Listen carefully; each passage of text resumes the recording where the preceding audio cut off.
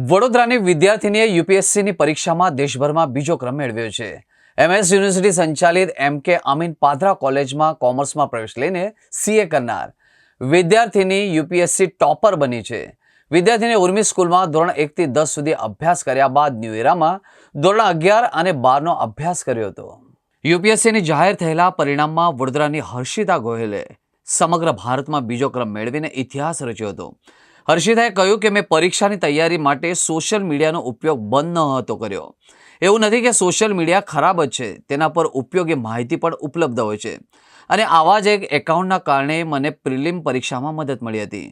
મને તમારા પર નિયંત્રણ રાખી શકાતા હોય તો સોશિયલ મીડિયાનો ઉપયોગ કરવામાં વાંધો નથી, પણ જો તમને એવું લાગતું હોય કે સોશિયલ મીડિયા ધ્યાન ભટકાવે છે તો તેનો ઉપયોગ ન કરો। આઈએએસ બનવા માંગતી હર્ષિતાએ કહ્યું કે રિઝલ્ટ જાહેર થયા પછી મને વિશ્વાસ ન થયો કે મને આખા ભારતમાં બીજો ક્રમ મળ્યો છે। મેં સીએની ડિગ્રી મેળવી ત્યાં સુધી તો યુપીએસસીની પરીક્ષા અંગે વિચાર્યું ન હતું। એ પછી પિતાની પ્રેરણાથી મેં સિવિલ સર્વિસનો અભ્યાસ કરવાનું નક્કી કર્યું હતું। પરીક્ષામાં સફળતા માટે સાતત્યપૂર્ણ તૈયારી જરૂરી છે। ક્યારે એવો સમય પણ આવતો હોય છે કે જ્યારે વાંચવાનું મન ના થાય, એ વખતે આત્મવિશ્વાસ અને મનોબળ જરૂરી હોય છે। બીજાનું અનુકરણ કરવાનો કે તેમની પાછળ ભાગવાનો કોઈ અર્થ નથી। તમારે તમારા મનની વાત સાંભળવી જોઈએ અને તે પ્રમાણે નિર્ણય પણ લેવા જોઈએ।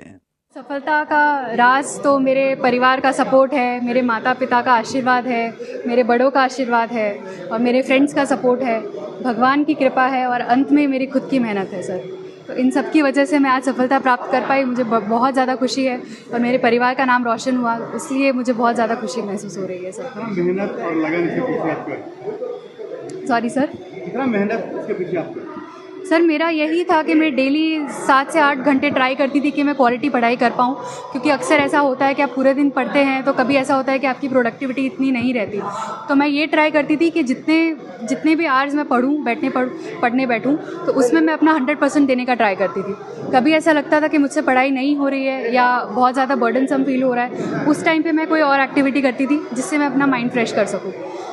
ओवरऑल यही था कि मेरे लिए क्या वर्क करता था, मैं वो जानने का ट्राई करती थी और उस तरह से पढ़ाई करने का प्रिपरेशन करने का ट्राई करती थी सर। मूल मंत्र क्या रहेगा आपका? सर खुद पे विश्वास सबसे बड़ी चीज़ है, वो होगा तो आप कोई भी चुनौती होगी कहीं पे भी होंगे आप, वो आप पार कर जाएंगे। और कंसिस्टेंसी बहुत ज़रूरी है इस चीज़ में। अगर आप ये ऐसा रोज़ डेली इस चीज़ को फॉलो करेंगे, अपनी प्रिपरेशन ऑनेस्टी के साथ करेंगे तो आपको कभी ना कभी देर से ही सही बट सफलता ज़रूर मिलेगी सर। फ्यूचर में क्या सोचा है आपने, क्या एम रहेगा आपका? सर फ्यूचर में यही है कि जो हमारे ऑनरेबल प्राइम मिनिस्टर का विज़न है, विकसित भारत की तरफ हम बढ़ रहे हैं, उसमें मेरा योगदान देने का, जस्ट एक छोटा सा योगदान देने का मेरा फोकस रहेगा। विमेन लेड डेवलपमेंट की हम बात करते हैं तो आज की महिलाएं जो हैं उनको अपलिफ्ट करने का मेरा फोकस रहेगा सर। आपका पूरा परिवार इस्कॉन का सेवक रहा है, आप क्या कहेंगे? सर इस्कॉन परिवार इतना सुंदर परिवार है जहाँ पे लोगों को इतना मोटिवेट किया जाता है, प्रेरणा मिलती है। यहाँ के द्वार लोगों के लिए खुले हैं।